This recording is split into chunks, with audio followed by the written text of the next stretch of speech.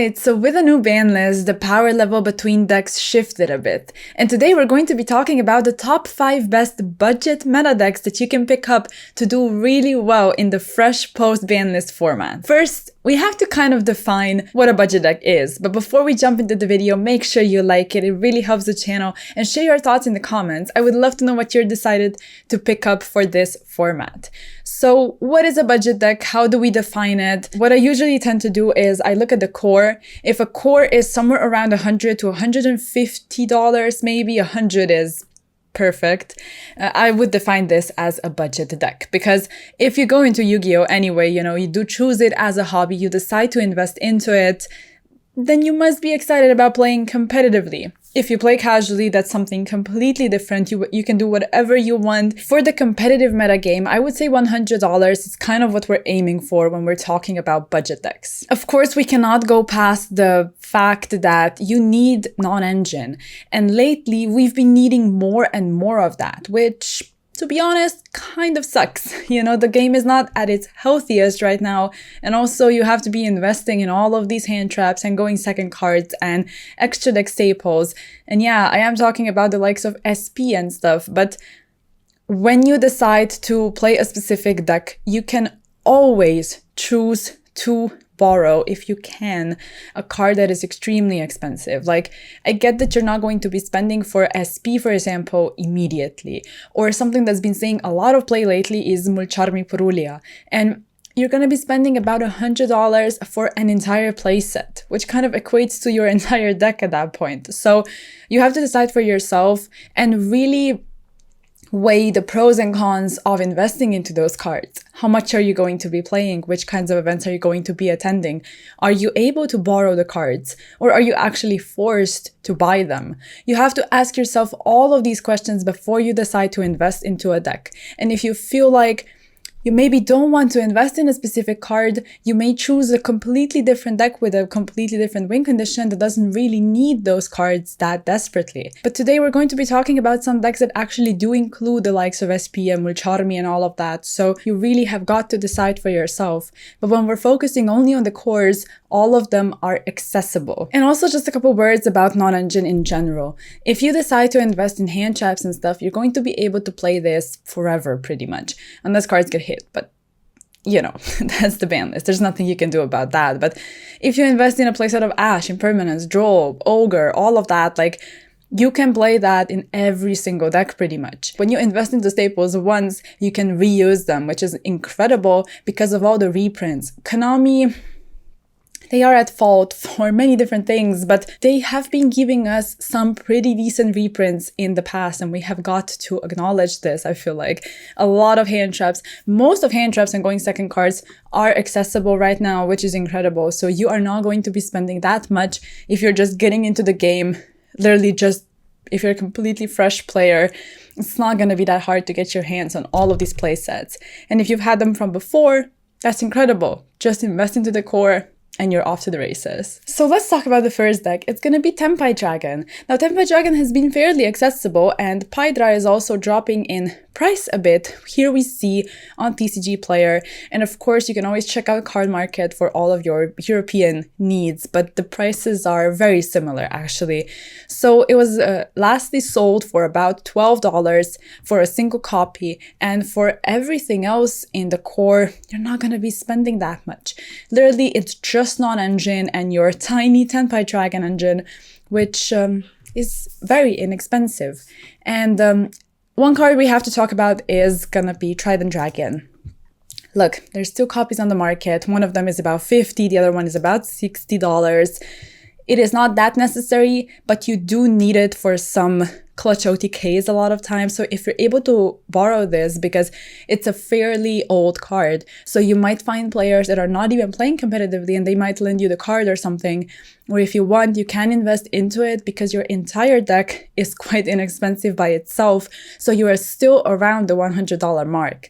But let's talk about when Tenpai Dragon is actually going to be a good deck, because it obviously has a great ability of going second. You have some very strong combos that usually just include your Fuse Spell or a Pydra or something, and you're able to pull off OTKs very easily. You play enough non-engine to the point where you're able to stop the opponent almost effortlessly and then just execute your OTKs and you should be fine.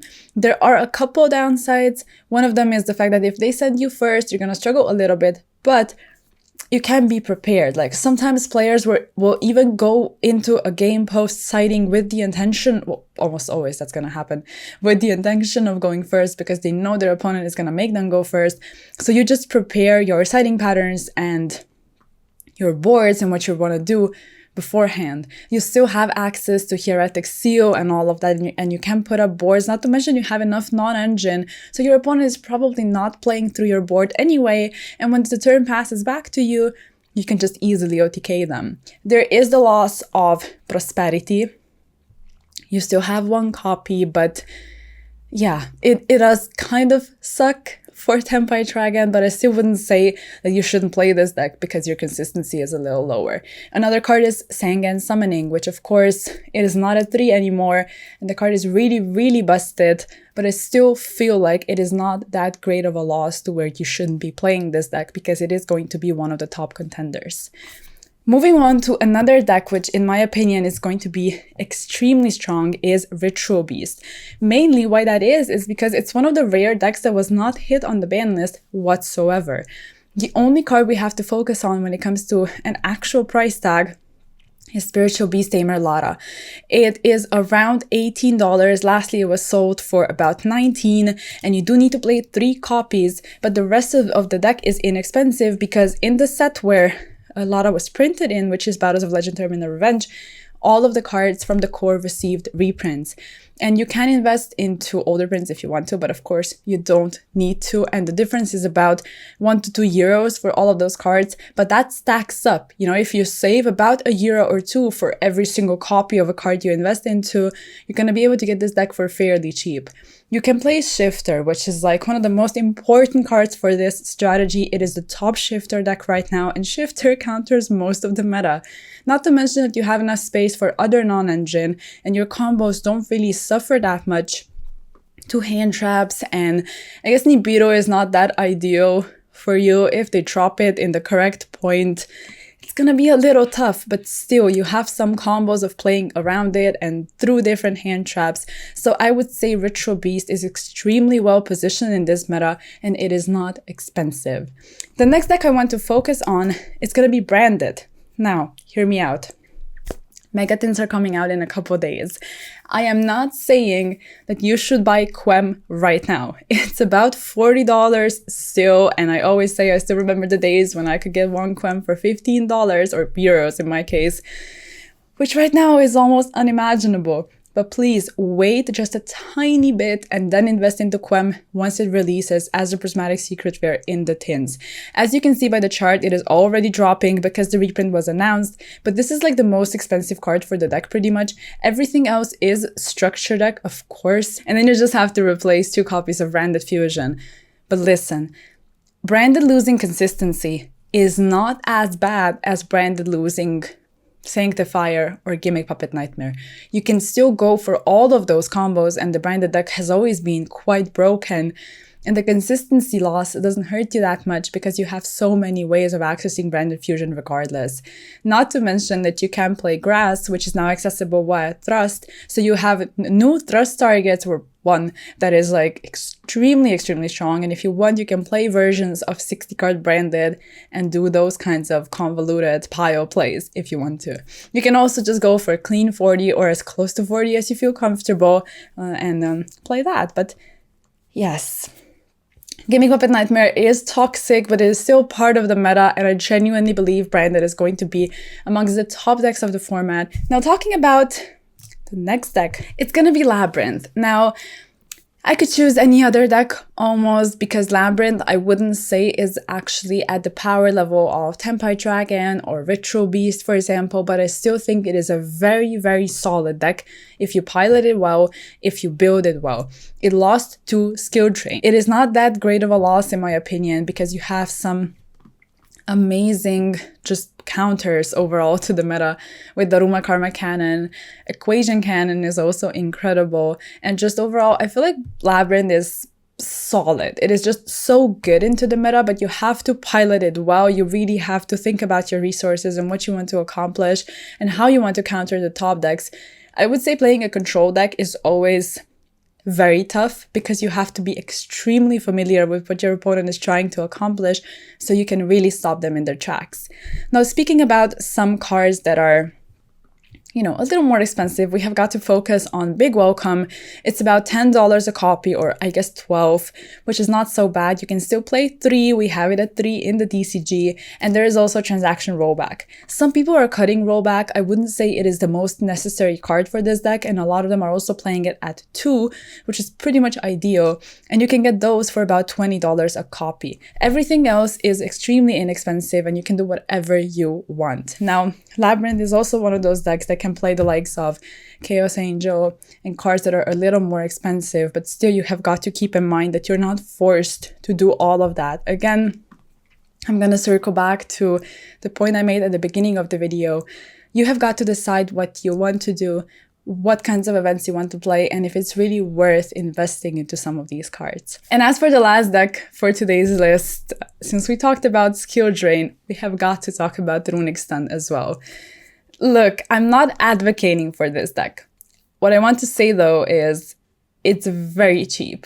Like, a Runic engine is not going to cost you more than about $15 to $20, and then you can do whatever you want with everything non-engine.